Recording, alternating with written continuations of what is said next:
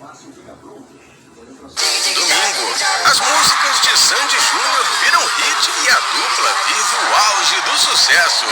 Hoje eu não entendo como a gente conseguiu fazer tanta coisa ao longo do tempo. A gente entrou numa fase que a gente não tinha mais tempo de jeito nenhum. Domingo, depois da temperatura máxima, A Universal Music pediu que eu entrasse aqui para entregar esse prêmio, que vocês são os artistas jovens da Universal Music mais importantes no mundo. Sandy e Júnior, a história.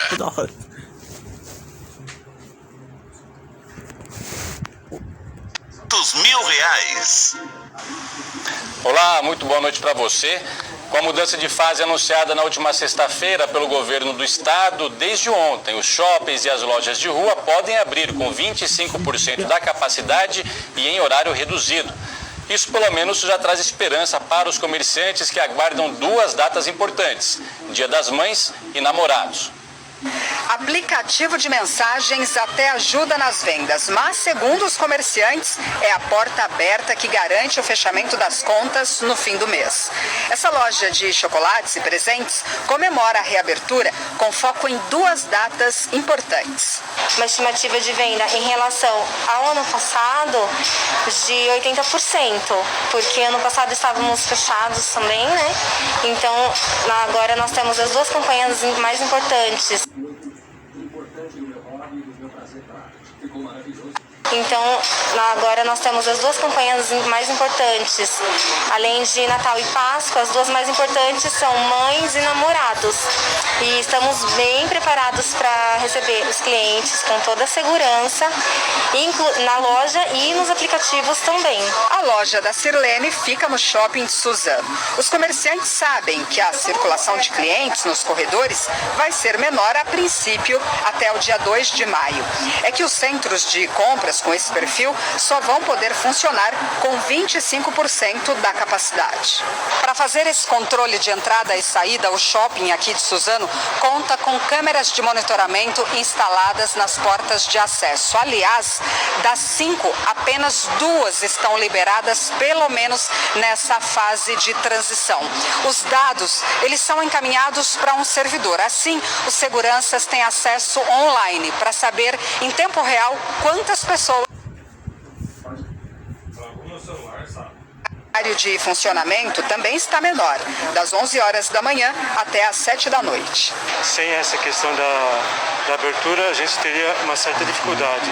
As vendas pela internet representam ainda no Brasil, tradicionalmente, menos de 10% da venda das lojas físicas. Então, abrir as portas é super importante, tem que estar aberto, tem que aproveitar o movimento do Dia das Mães, que vai trazer uma nova atmosfera econômica, e aí seguir para o resto do ano, se Deus quiser, com mais liberdade para a abertura do shopping, mais tempo de funcionamento dos shoppings e que a economia volte a deslanchar.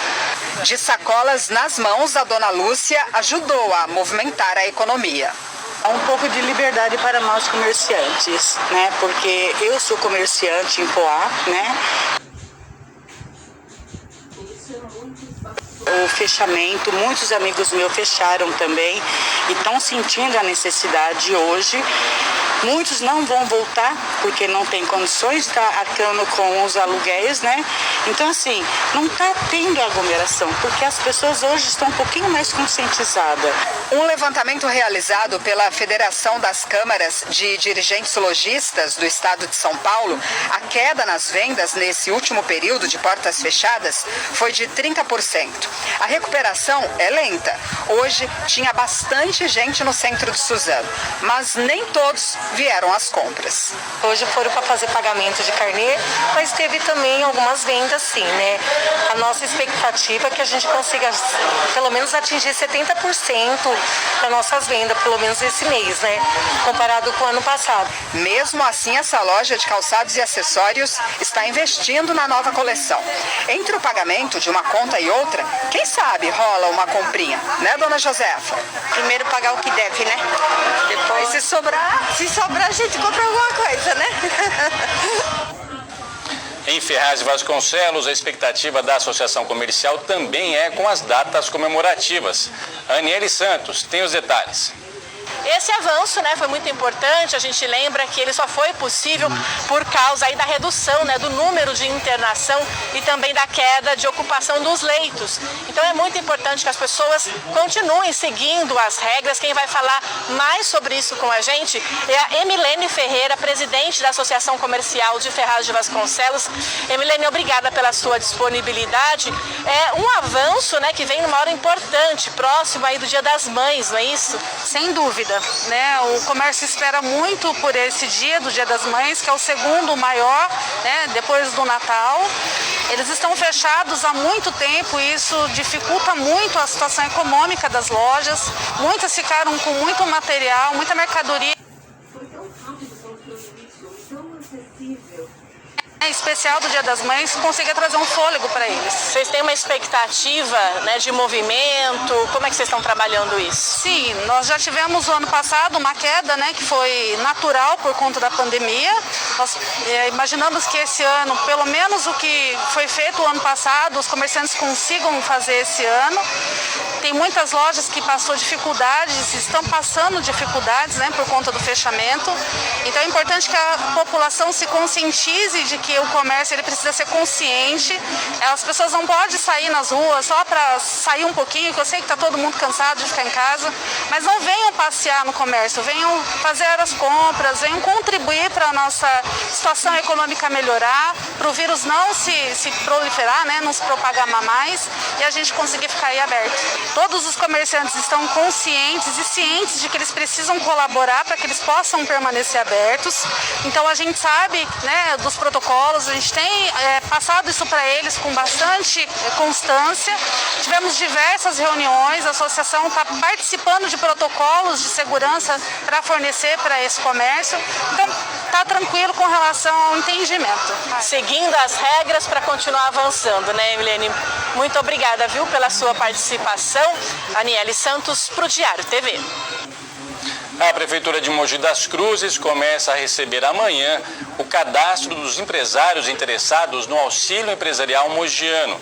Tem direito à verba quem faz parte do Simples Nacional e atua em áreas consideradas não essenciais e que tiveram impacto com as medidas de restrição para o combate à pandemia. O valor a ser disponibilizado é de R$ 300 por funcionário registrado, com limite de até 5 funcionários, o que corresponde a R$ 1.500. O auxílio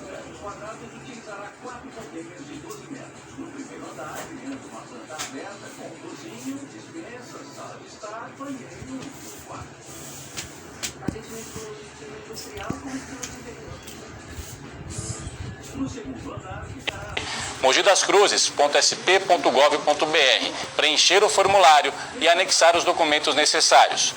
A previsão é que as informações sejam avaliadas entre 7 e 10 dias. Depois disso, pode levar em torno de 5 dias para que o depósito seja feito na conta bancária empresarial informada. Mais informações você pode ter pelo telefone 4798-5171. Uma pesquisa da Fundação SEAD mostra os impactos da pandemia e do isolamento social no mercado de trabalho. Só na Grande São Paulo, no ano passado, houve uma diminuição do contingente de ocupados em 1.370.000 pessoas. Mesmo quem conseguiu se manter ocupado, viu a renda diminuir. Do lado de fora, a porta fechada e por dentro, nada de clientes no salão ou na sala de podologia. As fases mais restritivas de controle da pandemia são complicadas para quem é autônomo. A renda cai bastante e fica difícil pagar todas as contas no fim do mês. Para mim foi um impacto muito grande, porque eu nunca tinha passado, né, assim, de não poder trabalhar com a porta completamente fechada. Aí você pensa em fazer 1000 coisas, mas também, né, mas fazer o quê? A Rita é podóloga e trabalha como autônoma há mais de 15 anos. Sem poder atender nesse período, o jeito foi ir à casa de alguns clientes para garantir parte da renda. Como eu, né, tenho bastante em contato e comecei a atender alguns a domicílio, né, onde que, querendo ou não, me ajudava um pouco, não o suficiente que eu precisava, né, Mas aí eu atendo um lá, outro cá, né? Tem semanas que não atendo ninguém. Então, assim, prejudicou muito, muito.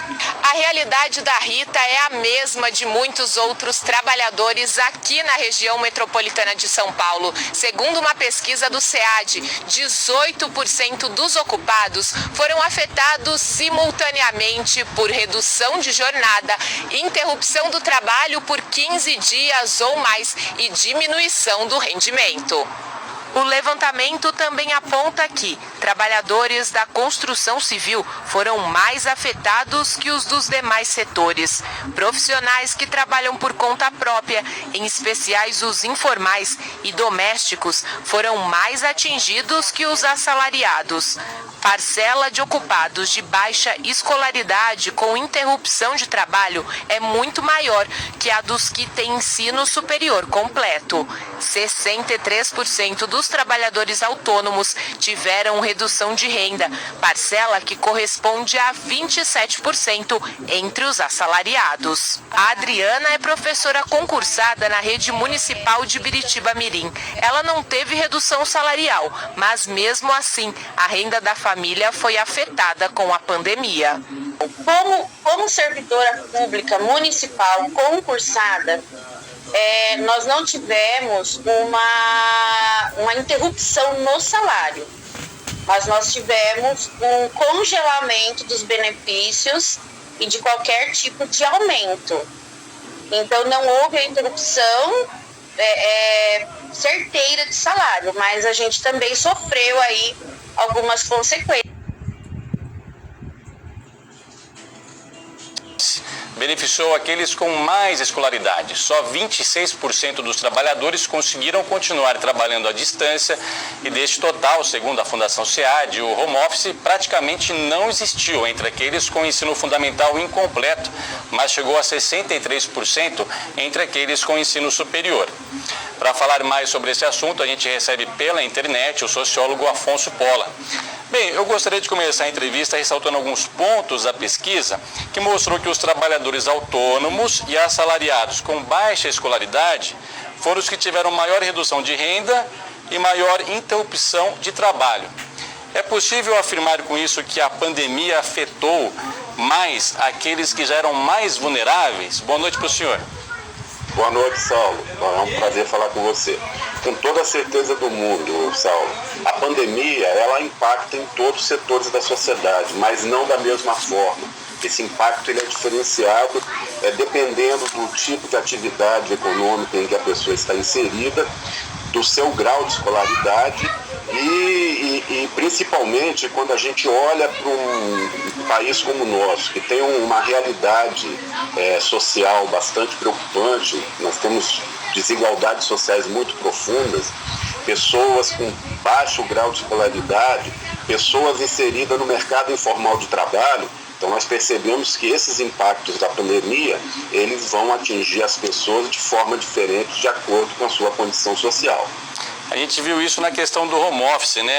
Aquele pessoal que tem um ensino fundamental incompleto, tem uma atividade assim, braçal, mais presencial, obviamente não pode.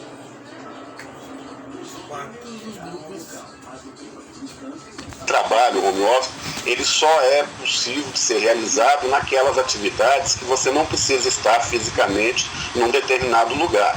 Então, aconteceu isso com a educação, por exemplo, aconteceu isso com pessoas que trabalham em escritórios, em empresas na área administrativa, em várias atividades econômicas o home office é possível. Agora, tem aquelas atividades que são menos qualificadas, que compõem por pessoas com baixa escolaridade, onde o home office ele não é possível e nem as pessoas estão qualificadas para fazê-lo. Qual é a projeção que o senhor faz aí das consequências de tudo que aconteceu por conta da pandemia, haja vista essa realidade, perda de renda, perda de emprego, muita gente indo para a informalidade, além da questão econômica em si, mas social mesmo, sociológica, melhor dizendo, o que pode advir daqui para frente? Então, Saulo, eu acho que é uma combinação de coisas, né? Nós, nós retardamos muito o processo de enfrentamento da pandemia e de uma forma muito desorganizada, né? Aqueles países que se prepararam melhor para fazer esse enfrentamento, eles propuseram mesas de conversas, de negociação, envolvendo empresários, envolvendo trabalhadores, envolvendo os vários níveis públicos, né? E conseguiram sair da fase mais aguda da pandemia com maior brevidade. Nós vamos pagar um preço muito elevado por esta demora, porque, primeiro, que nós estamos numa fase de aprofundamento das consequências da pandemia, ou seja, o número de mortes ainda continua muito elevado no Brasil, né?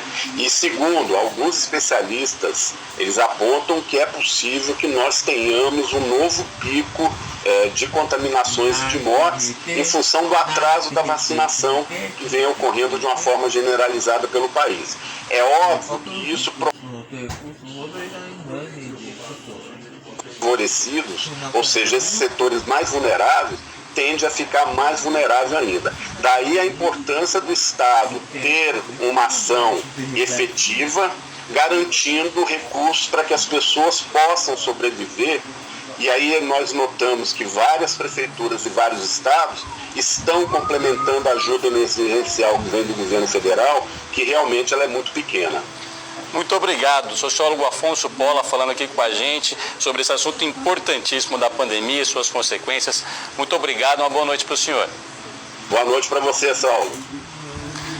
Veja a seguir, Estado pretende concluir vacinação de profissionais da saúde com mais de 47 anos ainda essa semana. E também, jovem de 25 anos baleado durante uma discussão de trânsito no começo do mês em Mogi das Cruzes foi enterrado hoje. O Diário TV volta já já.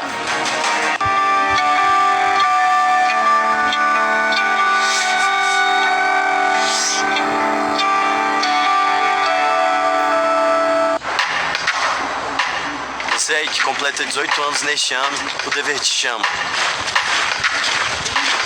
Você tem que fazer o seu alistamento militar. O prazo vai até 30 de junho. E o melhor jeito de você se alistar está em suas mãos, o seu celular. Baixe o aplicativo do Exército Brasileiro ou acesse o site alistamento.eb.mil.br. Aliste-se, o dever te chama.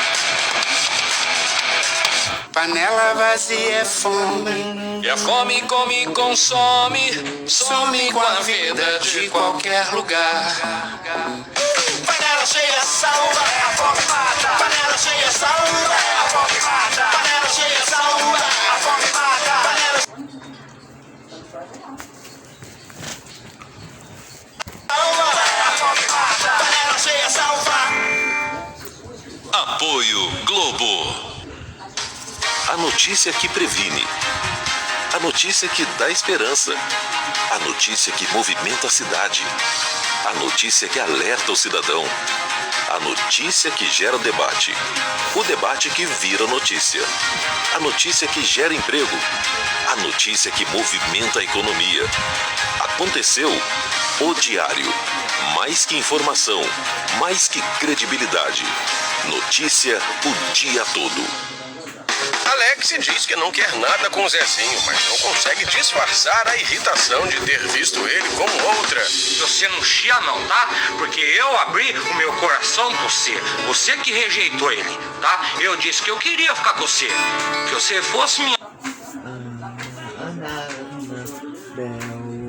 Salve-se quem puder.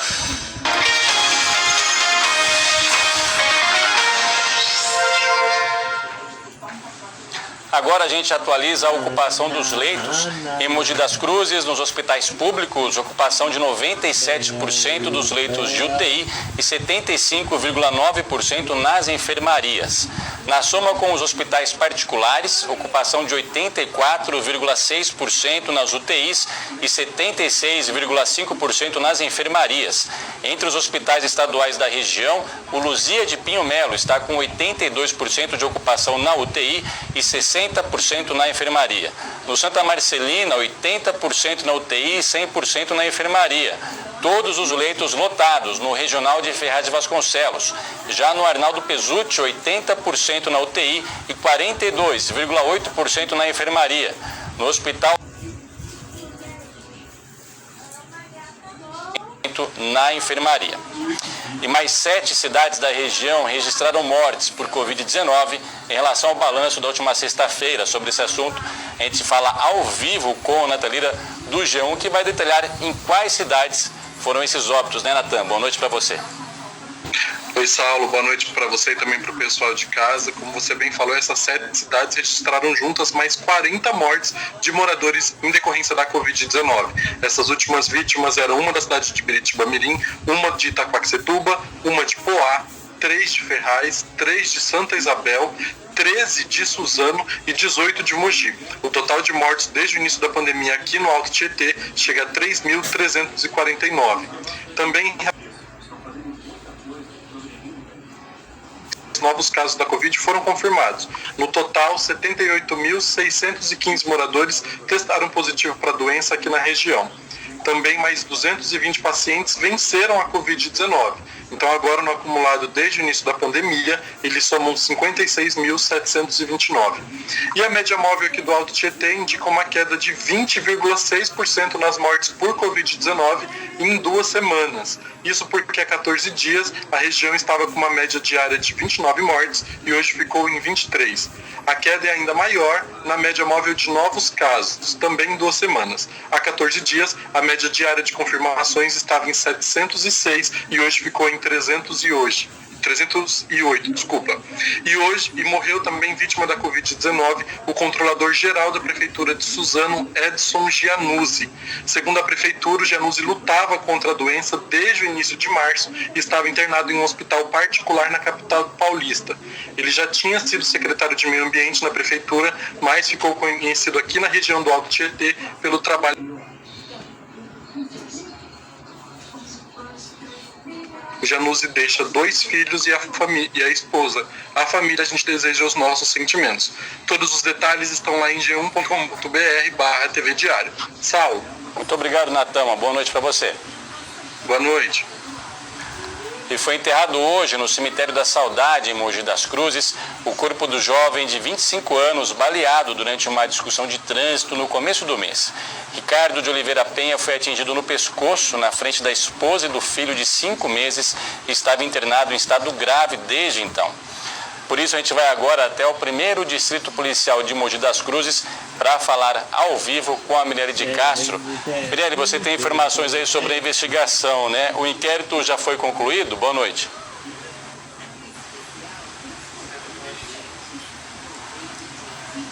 Ainda não, Saulo. Boa noite para você e a todos que estão em casa. Hoje à tarde nós conversamos com o delegado Francisco Del Poente, o delegado responsável por esse caso. Ele disse que o inquérito não foi concluído ainda. Por quê? Porque a Polícia Civil precisa da reconstituição desse crime para concluir aí o trabalho de investigação. Essa reconstituição já foi solicitada à Justiça, deve acontecer na semana que vem, dia 28. Mas olha só, o delegado já adiantou que a partir de agora o Iago Alves Oliveira, o atirador, o administrador financeiro, deve responder por homicídio doloso, quando há intenção de matar. Só relembrando então, esse crime foi no dia 4 de abril e foi registrado por câmeras de monitoramento ali da rua. A gente vai dar uma olhada agora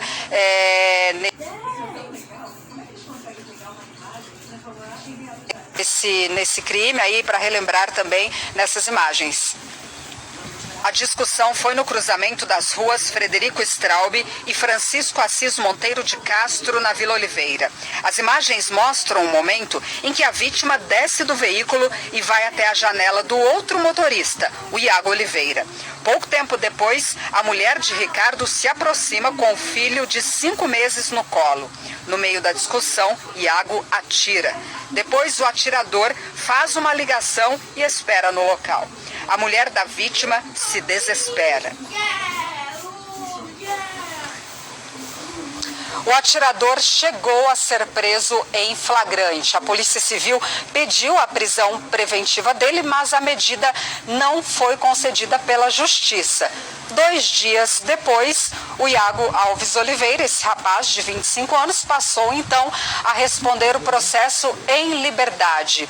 O juiz Gustavo Alexandre da Câmara Beluso considerou que Iago tem bons antecedentes, que ele se manteve calmo, sereno, ali na cena do crime, colaborando com as autoridades. Bom, o juiz determinou ainda que ele deve se apresentar à justiça periodicamente, não pode viajar sem autorização e precisa se apresentar também sempre que for intimado. Ou seja, o Iago responde esse processo ao lado da família. Já essa mulher, com essa criança no colo, que a gente vê aí desesperada no vídeo, não tem mais o companheiro ali, o pai da criança, o marido em casa, e nunca mais vai ter.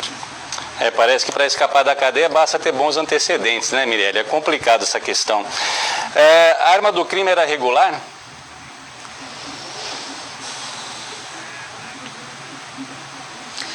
Era sim, Saulo. A arma do crime estava registrada no nome do Iago. Naquele dia 4 de abril, um domingo à noite, o Iago estava com essa arma indo ao encontro de um grupo de amigos. Todos eles iriam para um clube de tiros, segundo a defesa, na capital paulista. Na época, a defesa do Iago disse ainda que ele estava solidário à família da vítima.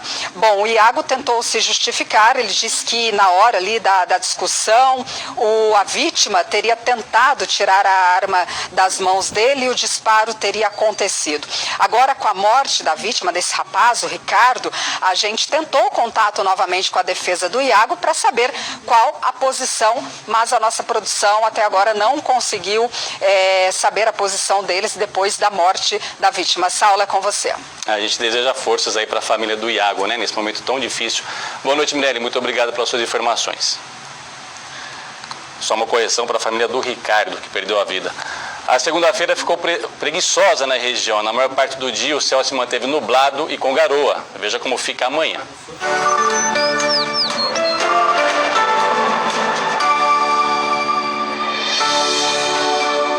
Segundo os meteorologistas, a formação de um ciclone subtropical no oceano favorece a entrada de ventos marítimos e muitas nuvens na região. Por isso, a expectativa é de chuva fraca ao longo do dia e com direito a ventania à tarde.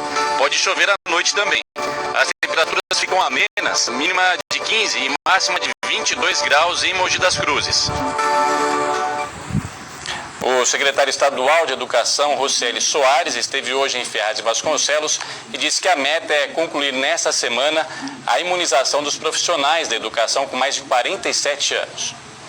O secretário Rocieli Soares acompanhou a vacinação de profissionais da área da educação na Igreja Nossa Senhora. Todos os profissionais da educação com mais de 47 anos.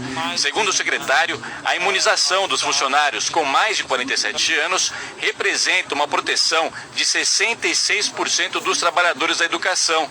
A volta às aulas, porém, não depende da vacinação de todos. Não é uma condição, a gente não está colocando como uma condição, isso é importante. A gente está buscando voltar, independente da vacinação. Desde 8 de setembro do ano passado, iniciamos o retorno, mas obviamente estamos brigando muito para que a vacinação chegue para os profissionais da educação. E como disse, esta primeira etapa já está sendo um grande passo. Esperamos concluir ela essa semana e conseguimos avançar na discussão para os próximos passos, torcendo que as vacinas cheguem. A Giovanete foi uma das vacinadas hoje. Ela tem 54 anos e trabalha como auxiliar de limpeza numa escola, no bairro Tanquinho. Segurança para a gente e para as crianças também, né? Quando começar as aulas, né? Estou muito feliz. Ferraz de Vasconcelos não vai ter vacinação para professores nesta terça-feira. Em Itaquaquecetuba, os profissionais da educação com mais de 47 anos têm até amanhã para serem vacinados. O Diário TV termina aqui. Uma boa noite para você. A gente se vê amanhã. Até lá.